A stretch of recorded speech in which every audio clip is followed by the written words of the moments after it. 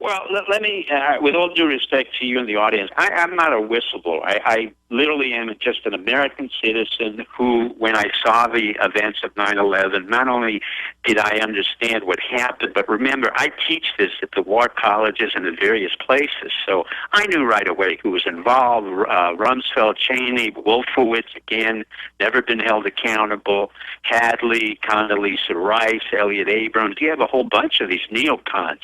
The answer is it's very simple. I really never stopped going on the air, and Alex Jones is one of the first people to bring me up. But the reality is we have to go on the air repeatedly and elect officials whom we feel really represent the voice of the people. Now, the beginnings of the Tea Party, I'm not here to criticize them, had that initial urge of saying, look, we want less federal government, we want transparency, and we want accountability. That all sounds fine, but the minute it was co-opted by very razzle-dazzle personalities and extremely charismatic people who I don't in any way begrudge because that's the American way, it was immediately diminished in importance. So what really happens? The critical group in this country of people who really have an invested interest in transparency and in national security are by definition the veterans.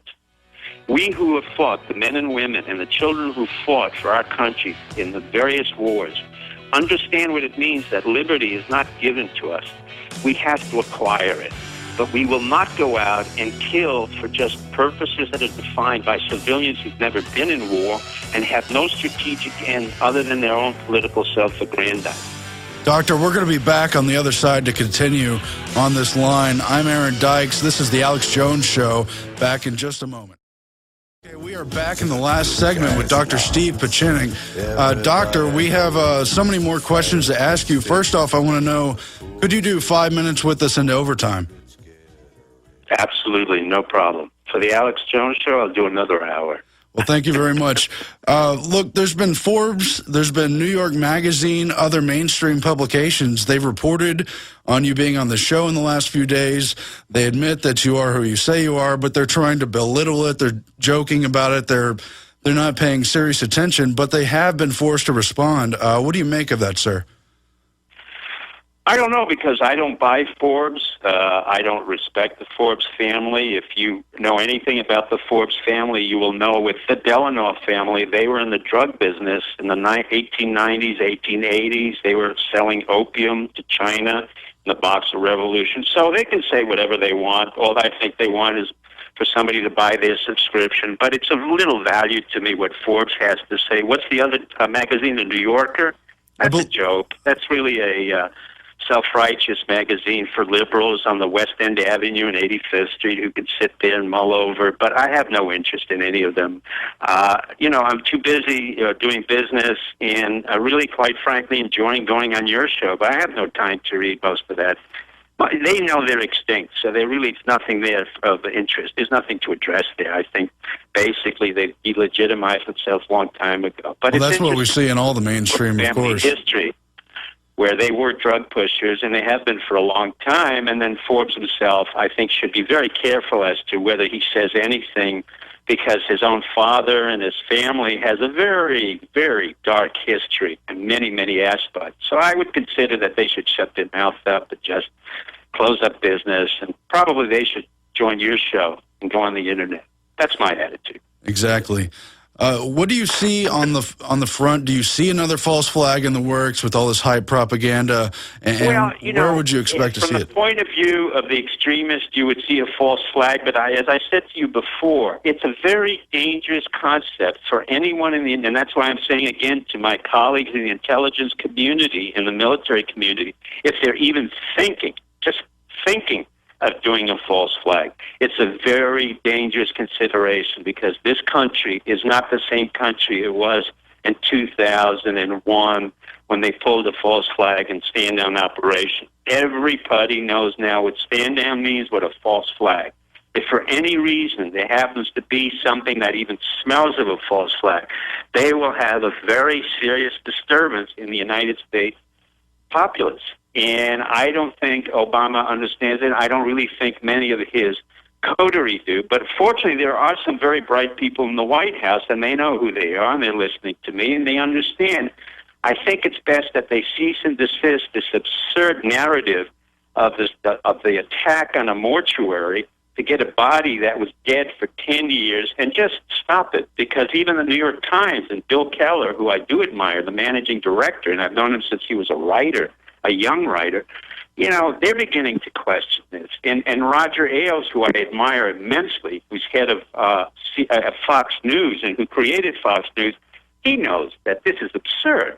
And even though his people below him, the other shows, these people, and Ted Turner, who lives in Montana, I mean, these are very smart individuals. And at some point, they're going to make their own papers say, okay, it's enough.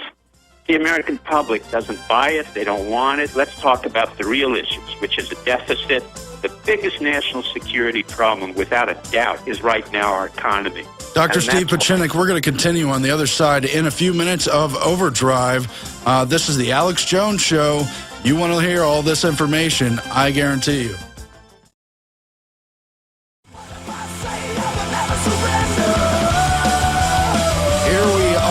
Overdrive. I'm Aaron Dykes sitting in for Alex, but as I said earlier, this is not a day you want to miss. This is not a day you want to sit down and do nothing. We have the terrorist rhetoric at fever pitch, this ridiculous bin Laden hoax, and we're on with counterterrorism expert and perennial government official, Dr. Steve Pieczenik. We were just talking about how the bigwigs can see through this. So many of the people can see through this. In your previous appearances on this show, you mentioned that we need a new, peaceful American revolution. Do you think calling the White House, trying to reach out and let them know that people understand what's going on, is that a good first step? And how do we reach a tipping point, sir? I like what you did, and I think the American public should do that. I think they should call their senators and their congressmen and their state senators, and I think there should be a response. If there is not a response, then the American people understand we need to have a third party, and we have to start calling into question, number one, the electoral college process. That doesn't work anymore. It doesn't represent the people of the United States. Secondly, I think the veterans of America should really organize together along with their families to say, we don't really have a legitimate third party which expresses what we want. We will not accept this nonsense between the Republicans and Democrats, which seems to be nothing more than just shifting hats between different members of the whorehouse. I mean, I remember President Truman saying, when I leave the office of the presidency, they wanted me to endorse various aspects. He said, they didn't want me as the president. They want the office of the presidency. He said, the only difference between me and a president is just that I'm a piano player in a whorehouse. And he was very honest. He left with no money, no book guarantees, unlike our present president. And he left an honest, poor man with his benefits from having been in World War I. And what I'm asking again of the American public is very simple. Call the White House, call your legislators, call whomever. But when that doesn't work, which I suspect will not work, then it's time for the American public to wake up and say, okay, there was one party that came up and represented whatever, but it's time for us to really get together and to say to ourselves, let's be practical, we're pragmatic, we're basically individuals. We don't want federal government involved in our business, in our private lives. We don't need religion to be imposed upon us and be an issue on the practical elements of our own life and where we're going. And we have men and women, over 11 million veterans of different wars, who are saying, we gave our life to this country. Now it's time for the country to give us something back, which is literally our democracy. So in doing so, we create papers, we go on the internet, we do shows like you have, and we go out and demonstrate, all peacefully, just as the way it was done in Egypt, it's done elsewhere. If the federal government confronts us with guns and war, I don't think that should happen, nor will it happen. But if that is the case, I will be certain that there are men in the military who will not do that and will prevent that from happening. So I say to the American public, once again, the voice of the people is the voice of God. Vox Populus, Vox Deus. It's your turn, it's your chance, but I am tired as an American citizen, not because I'm a counterterrorist export, which I think is a great line, because I was exported out to go after terror. Freudian slip again. Something very funny about the business of terrorism, and it's something peculiar to it.